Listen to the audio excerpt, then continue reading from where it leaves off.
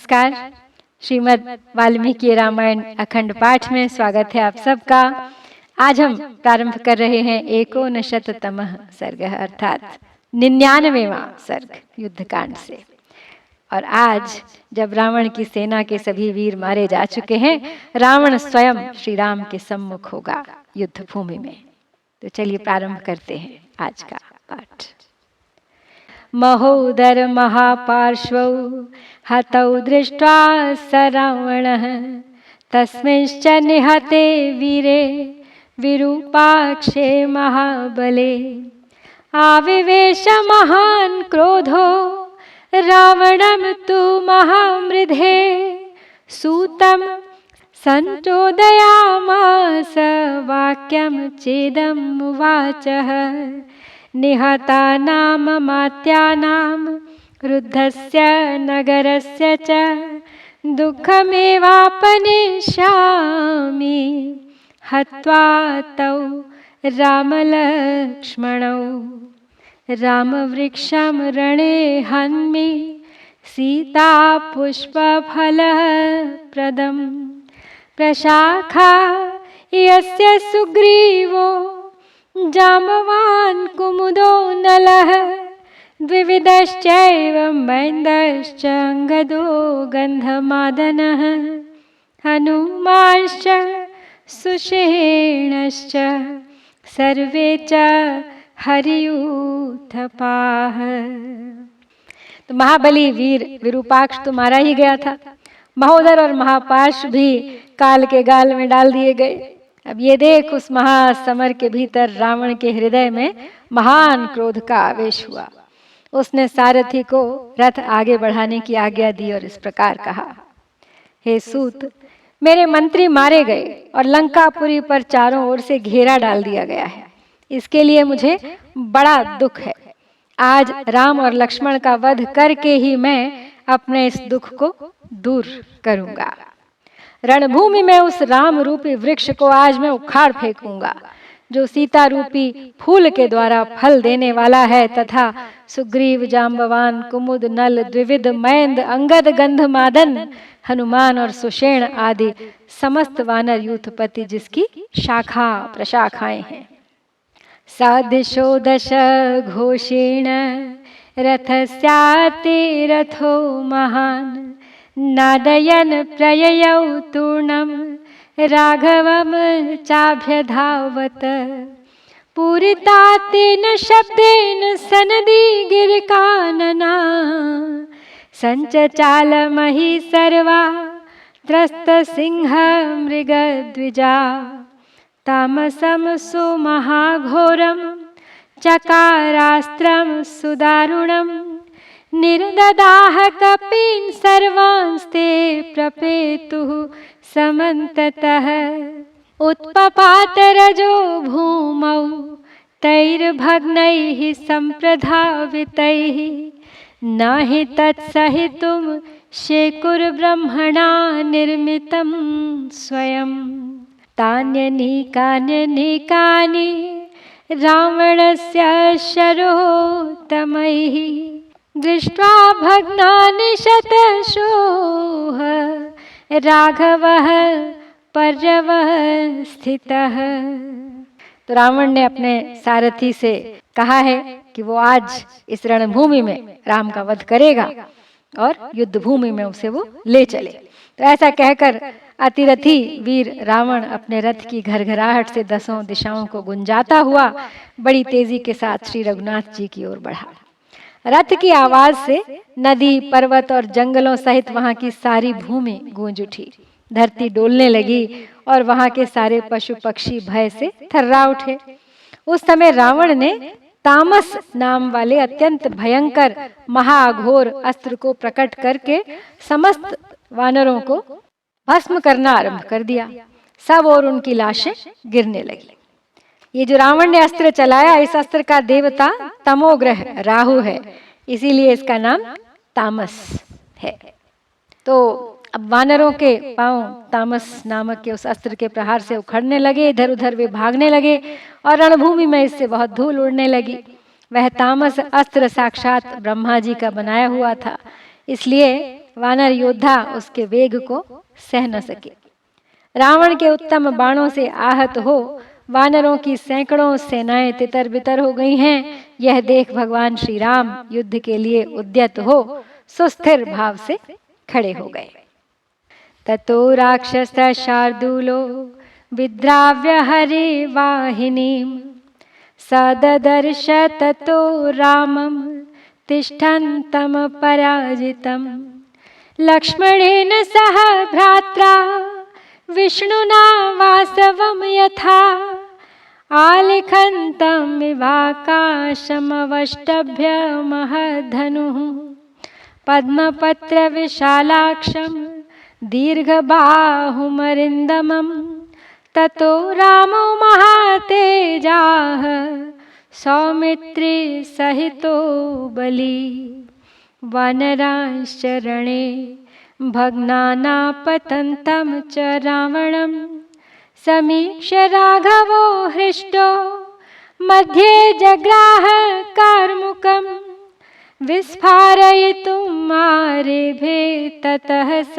धनुरुत्तमं महावेगं महानादं निर्भिन्दन्निव मेदिनीं रावणस्य च बाणौघै राम विस्फारितेन च शब्देन राक्षसास्तेन पेतुश्च शतशस्तदा।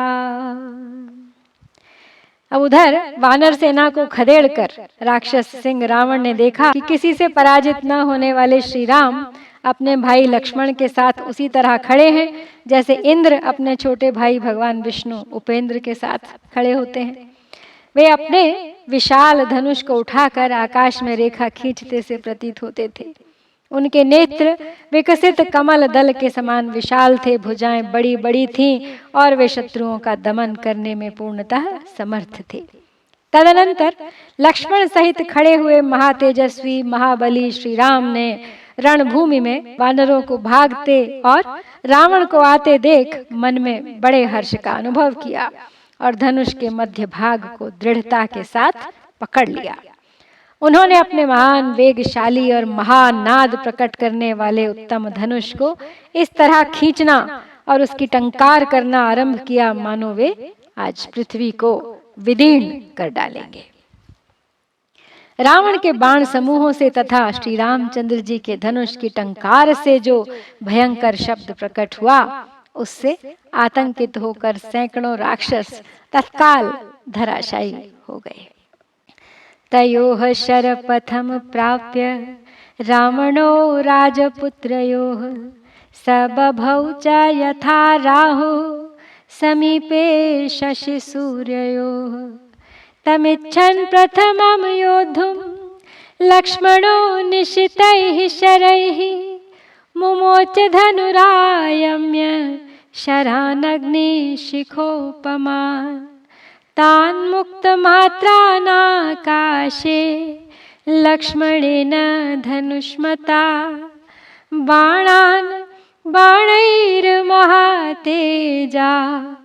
रावणः प्रत्यवारयत् एकमेकेन बाणेन त्रिभिस्त्रीन् दशभिर्दश लक्ष्मणस्य प्रचेच्छेद दर्शयन् पाणिलाघवन्। उन दोनों राजकुमारों के बाणों के मार्ग में आकर रावण चंद्रमा और सूर्य के समीप स्थित हुए राहु की भांति शोभा पाने लगा। लक्ष्मण अपने पैने बाणों के द्वारा रावण के साथ पहले स्वयं ही युद्ध करना चाहते थे, इसलिए धनुष तान कर वे अग्निशिखा के समान तेजस्वी बाण छोड़ने लगे। धनुर्धर लक्ष्मण के धनुष से छूटते ही उन बाणों को महातेजस्वी रावण ने अपने सहायकों द्वारा आकाश में ही काट गिराया। वह अपने हाथों की फुर्ती दिखाता हुआ लक्ष्मण के एक बाण को एक बाण से, 3 बाणों को 3 बाण से और 10 बाणों को उतने ही बाणों से काट देता था। अभ्यतिक्रम्य सौमित्रिं रावणः समितिञ्जयः आससादरणे रामं स्थितं शैलमिवापरं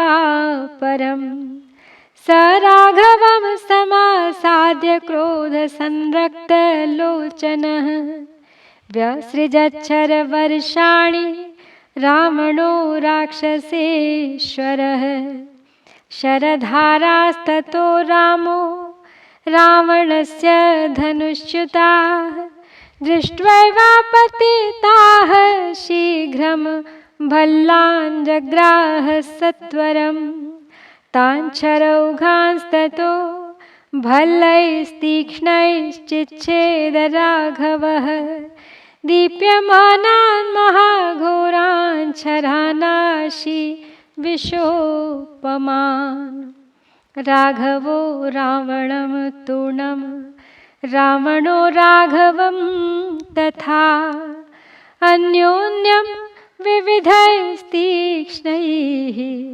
शरवर्षैर्ववर्षतुः। समर विजयी रावण सुमित्रा कुमार को लांघ कर रणभूमि में दूसरे पर्वत की भांति अविचल भाव से खड़े हुए श्री राम के पास जा पहुंचा। श्री रघुनाथ जी के निकट जाकर क्रोध से लाल आंखें किए राक्षस राज रावण उनके ऊपर बाणों की वृष्टि करने लगा। रावण के धनुष से गिरती हुई उन बाण धाराओं पर दृष्टिपात करके श्री राम ने बड़ी उतावली के साथ शीघ्र ही कई भल्ल हाथ में ले लिए। रघुकुल भूषण श्री राम ने रावण के विषधर सर्पों के समान महाभयंकर एवं दीप्तिमान बाण समूहों को उन तीखे भल्लों से काट डाला। फिर श्री राम ने रावण को और रावण ने श्री राम को अपना लक्ष्य बनाया और दोनों ही शीघ्रता पूर्वक एक दूसरे पर भांति भांति के पैने बाणों की वर्षा करने लगे।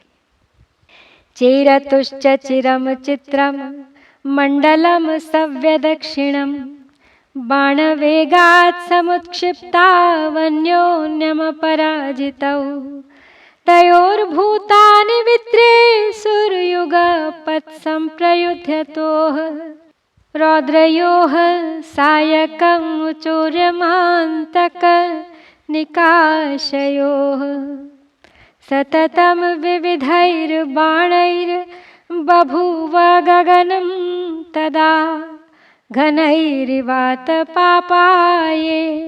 विद्युन्माला समाकुलैः गवाक्षितमिवाकाशं बभूव शरवृष्टिभिः महावेगैः सुतीक्ष्णाग्रैर्गृध्रपत्रैः सुवाजितैः शरान्धकारमाकाशं चक्रतुः परमं तदा गते स्तमतपने चापि महामेघा विवोत्थितौ। अब वे दोनों चिरकाल तक वहां विचित्र दाएं बाएं पैंतरे से विचरते रहे। बाण के वेग से एक दूसरे को घायल करते हुए वे दोनों वीर पराजित ही नहीं होते थे। एक साथ जूझते और सायकों की वर्षा करते हुए श्री राम और रावण यमराज और अंतक के समान भयंकर जान पड़ते थे। उनके युद्ध से संपूर्ण प्राणी थर्रा उठे। जैसे वर्षा ऋतु में विद्युत समूहों से व्याप्त मेघों की घटा से आच्छादित हो जाता है आकाश, उसी प्रकार उस समय नाना प्रकार के बाणों से ढक गया था। गिद्ध की पांख के सुंदर परों से सुशोभित और तेज धार वाले महान वेगशाली बाणों की अनवरत वर्षा से आकाश ऐसा जान पड़ता था मानो उसमें बहुत से झरोखे लग गए हों। दो बड़े बड़े मेघों की भांति उठे हुए श्री राम और रावण ने सूर्य के अस्त और उदित होने पर भी बाणों के गहन अंधकार से आकाश को ढक रखा था। तयोरभून् महायुद्धमन्योन्यवध कांक्षिणोः अनासाद्यम् अचिन्त्यम् च वृत्रवासवयोरिव उभौ हि परमेश्वासावुभौ युद्ध विशारदौ उभावस्त्रविदां मुख्यावुभौ युद्धे विचेरतुः उभौ हि येन व्रजतस्तेन तेन शरोर्मयः ऊर्मयो वायुना विद्धा जग्मुः सागरयोरिव ततः संसक्तहस्तस्तु रावणो लोकरावणः नाराच मालां रामस्य ललाटे प्रत्यमुञ्चत रौद्रचापप्रयुक्तां तां नीलोत्पलदलप्रभां शिरसाधारय रामो नाव्यथामभ्यपद्यत अथ मन्त्रानपि जपन् रौद्रमस्त्रमुदीरयन् शरान् भूयः समादाय रामः क्रोध समन्वितः। तो दोनों एक दूसरे का वध करना चाहते थे। अतः वृत्रासुर और इंद्र की भांति उन दोनों में ऐसा महान युद्ध होने लगा जो दुर्लभ तथा अचिंत्य है। दोनों ही महान धनुर्धर और दोनों ही युद्ध की कला में निपुण थे। दोनों ही अस्त्र वेत्ताओं में श्रेष्ठ थे। अतः दोनों ही बड़े ही उत्साह से रणभूमि में विचरने लगे। वे जिस जिस मार्ग से जाते उसी उसी से बाणों की लहर सी उठने लगती थी। ठीक उसी तरह जैसे वायु के थपेड़े खाकर दो समुद्रों के जल में उत्ताल तरंगें उठ रही हों। तदनंतर जिसके हाथ बाण छोड़ने में ही लगे हुए थे, समस्त लोगों को रुलाने वाले उस रावण ने श्री रामचंद्र जी के ललाट में नाराचों की माला सी पहना दी। भयंकर धनुष से छूटी और नील कमल दल के समान श्याम कांति से प्रकट होती हुई उस नाराज माला को श्री रामचंद्र जी ने अपने सिर पर धारण किया, किंतु वे व्यथित नहीं हुए। तत्पश्चात क्रोध से भरे हुए श्री राम ने पुनः बहुत से बाण लेकर मंत्र जप पूर्वक रौद्रास्त्र का प्रयोग किया।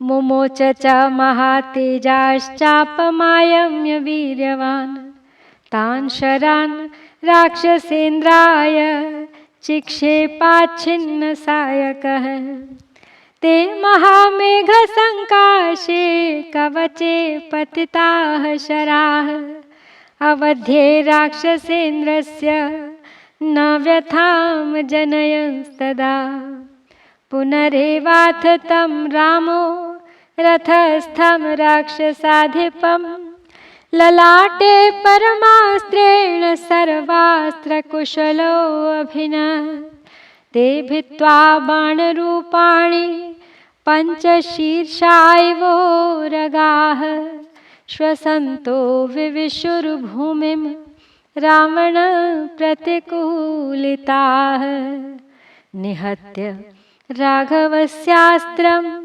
रावणः क्रोधमूर्छितः आसुरं सुमहाघोरम् अस्त्रं प्रादुश्चकारसः। तो अब महातेजस्वी, महापराक्रमी और अविच्छिन्न रूप से बाण वर्षा करने वाले श्री रघुवीर जी ने धनुष को कान तक खींचकर वे सभी बाण राक्षस राज रावण पर छोड़ दिए। वे बाण राक्षस राज रावण के महामेघ के समान काले रंग के अभेद्य कवच पर गिरे थे, इसलिए उस समय उसे व्यथित न कर सके। संपूर्ण अस्त्रों के संचालन में कुशल भगवान श्री राम पुनः रथ पर बैठे हुए राक्षस राज रावण के ललाट में उत्तम अस्त्रों का प्रहार करके उसे घायल कर रहे थे। श्री राम के वे उत्तम बाण रावण को घायल करके उसके निवारण करने पर फुफकारते हुए 5 सिर वाले सर्पों के समान धरती में समा गए। श्री रघुनाथ जी के अस्त्र का निवारण करके क्रोध से मूर्छित हुए रावण ने आसुर नामक दूसरा महाभयंकर अस्त्र प्रकट किया।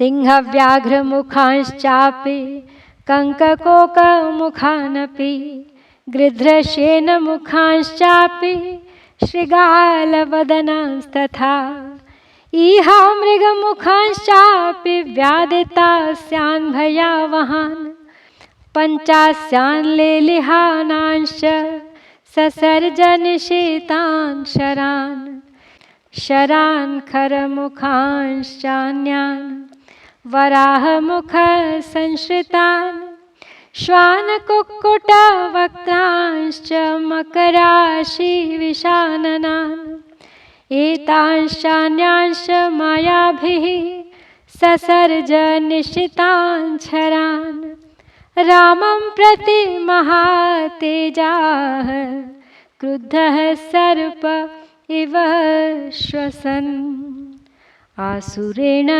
समाविष्टः सोऽस्त्रेण रघुपुङ्गवः ससर्जास्त्रं महोत्साहं पावकं पावकोपमः।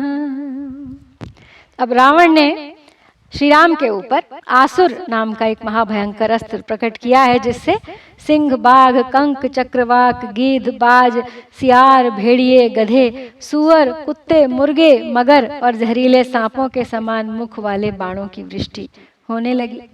वे बाण मुंह फैलाए, जबड़े चाटते हुए 5 मुख वाले भयंकर सर्पों के समान जान पड़ते थे।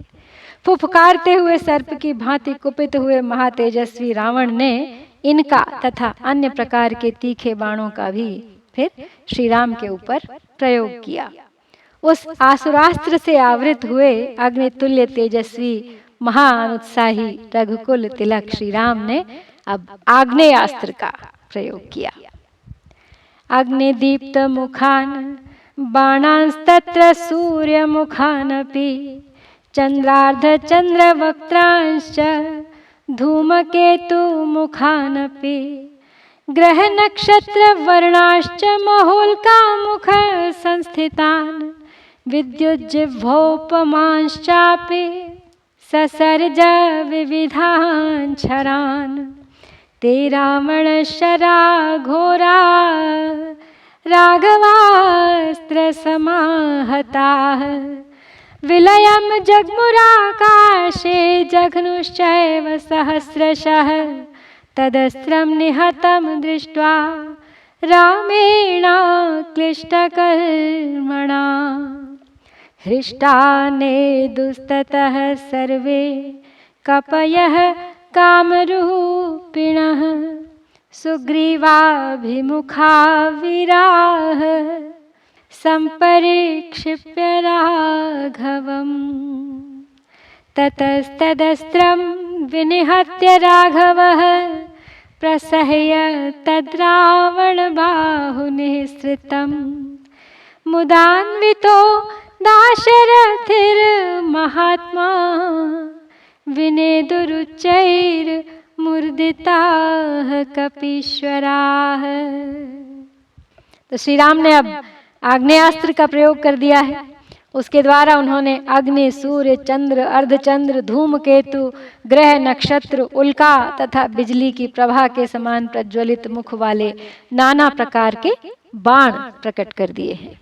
श्री रघुनाथ जी के आग्नेयास्त्र से आहत हो रावण के वे भयंकर बाण आकाश में ही विलीन हो गए, तथापि उनके द्वारा सहस्रों वानर मारे गए थे। अनायास ही महान कर्म करने वाले श्री राम ने उस आसुरास्त्र को नष्ट कर दिया।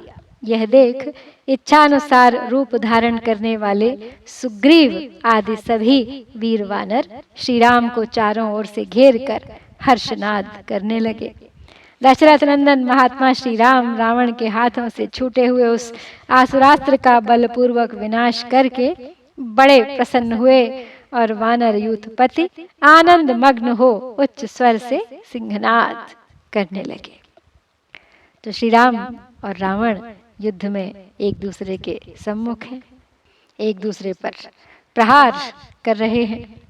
रावण के आसुरास्त्र को विफल कर दिया है श्री राम के आग्नेयास्त्र ने। और इसके साथ ही हम यहाँ श्री वाल्मीकि निर्मित आर्ष रामायण आदि काव्य के युद्ध कांड में 99वां सर्ग पूरा करते हैं। इत्यार्षे श्रीमद् रामायणे वाल्मीकिये आदि काव्ये युद्ध कांडे 59तमः सर्गः। ओम श्री सीता रामचंद्राभ्याम नमः।